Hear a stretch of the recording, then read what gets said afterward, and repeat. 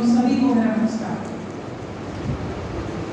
हम लोग एक विशेष विद्या भारती का जो केंद्रीय विषय है उसके अंतर्गत हम लोगों ने यहाँ बालिका शिक्षा के बारे में चिंतन मनन किया। मैं सिर्फ दो विषय रखने वाली, दो बिंदु।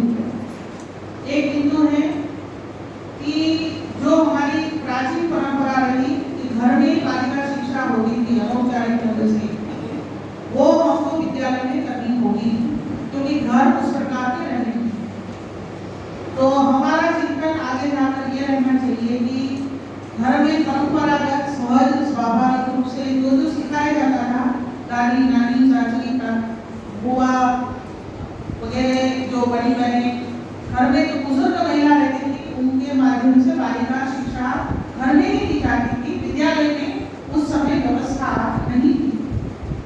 अभी जैसे जैसे समाज परिवर्तन हुआ और देश की अपनी परिवारों की जो स्थिति है उसको ध्यान में रखकर हम लोगों को परिवार में ये विषय कैसे जाएं, इसका मतलब विद्यालय में सब सिखाना होगा।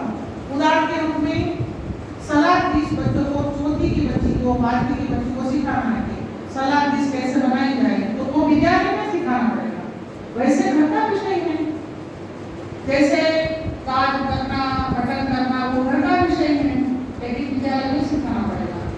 इसी प्रकार से हम लोग इस विषय में थोड़ा आगे बढ़े, उसके कुछ प्रयोग करें। जैसे कुछ विषयों को लेकर हम परिवार के साथ बातचीत करें क्या कि आज की जो राष्ट्रीय चुनौतियां हैं, पारिवारिक सामाजिक चुनौतियां हैं, उसमें माता पिता की भूमिका क्या हो सकती है।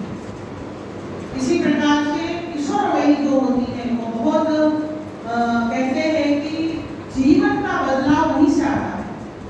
तो किशोर अवस्था में माता पिता की भूमिका मनोवैज्ञानिक रूप से क्या हो सकती है।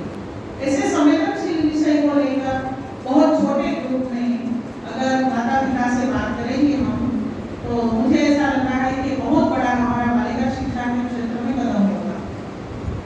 दूसरा एक विषय बालिका शिक्षा कोर्स की रचना करना, क्योंकि शिक्षा विद्यालय में चला रहे हैं, तो बालिका शिक्षा कोर्स की बालिका विकास संबंधी सारा सामान, सुविधाएं, मॉडल्स, चार्ट, पीपीटी या फिर उसकी क्लिप्स और जो है वो कमरा बालिका स्वतंत्र होकर वहाँ कुछ भी अपने हिसाब से कर सके, अपने रुचि अनुसार उसके नैसर्गिक जो विशेषता है उसके विकास की दृष्टि से।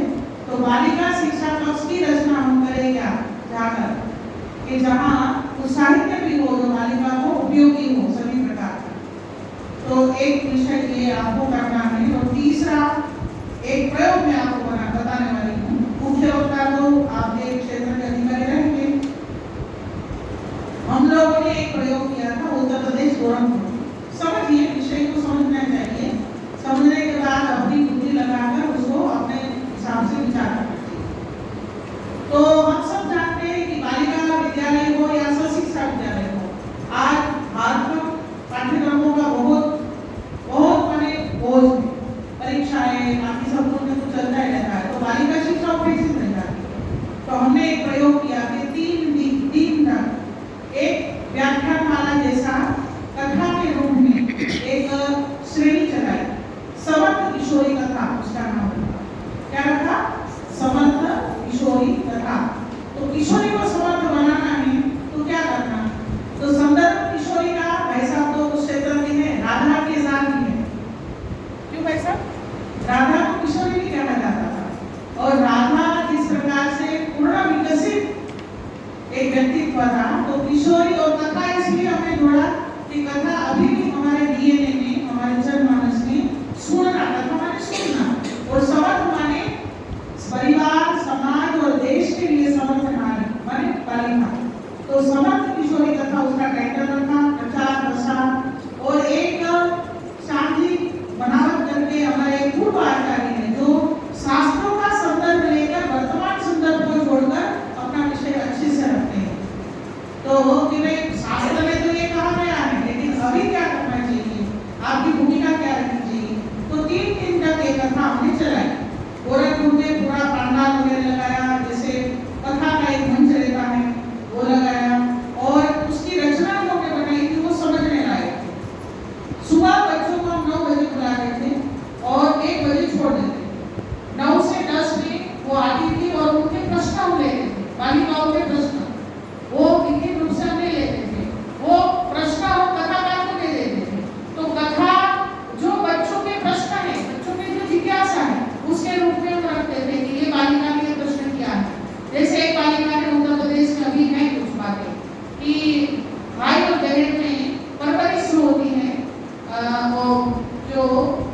पालन पोषण होता है उसमें भेदभाव होता है।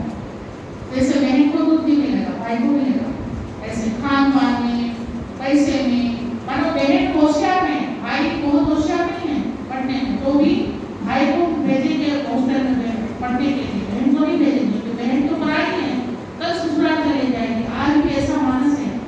तो एक बालिका ने ऐसा किया तो उनका शास्त्रों का संदर्भ लेकर उन बालिका को जवाब दिया। तो इस प्रकार से एक सुंदर वातावरण में 3 दिन तक प्रश्न उत्तर इस प्रकार की कथा का उपक्रम चला। दोपहर में 1 बजे बच्चों को छोड़ दे रही थी, तो बसें मानो व्यवस्था है तो बसें छोड़ने जा रही थी, उसी बसों में माता को आना, उसकी माता तो बालिका है, माता की कोई भी माता है तो वो आती थी, तो बस बंद के बाद बच्चे जाते थे, बस बंद के माता जाते थे। तो आप कल्पना नहीं करेंगे 1500 बालिका और 1500 मातृशक्ति की 3 दिन की कथा हुई। दोपहर में 2 बजे से 4 बजे तक मातृशक्ति कथा हुई।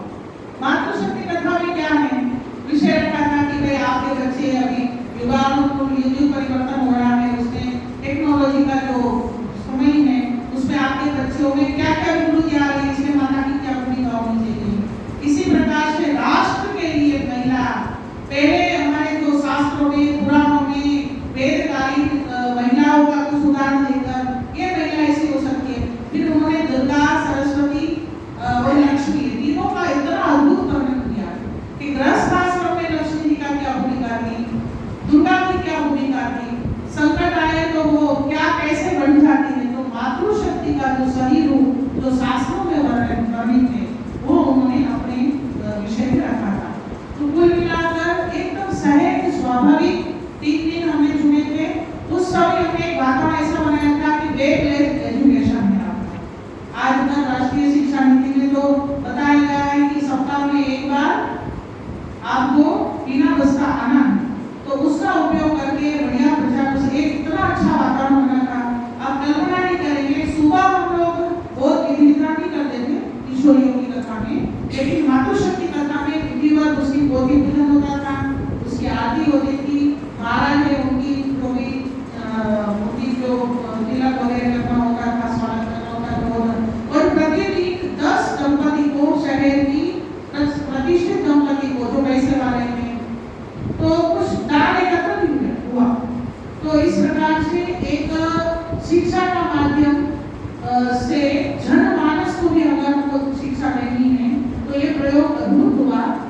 पूरे देश के एक ही जगह पर हुआ है। मेरी इच्छा है जगह जगह पर सभी क्षेत्रों में मैं जाती हूँ, तो विषय रखती हूँ कि कम से कम एक कथा क्षेत्र भर में योजना से जहाँ हॉल की सुविधा हो, 1000-1500 लोग जहाँ बैठ सके आराम से, तो क्या है नगर वगैरह की खर्चा नहीं होता है। और अच्छे से हम बहुत सारी बातें जो मानस परिवर्तन की बात है वो हम सिद्ध कर सके। और बच्चों के फिर हम लोगों ने 3 दिन के बाद उनके वीडियो रिकॉर्डिंग के उनका अभी अनुभव करें, जैसे भारती दीदी ने अनुभव वर्णन किया वो सटीक और व्यवस्थित था। तो इसी प्रकार से बच्चों ने अनुभव वर्णन किया, तो अनुभव वर्णन एकदम संग्रह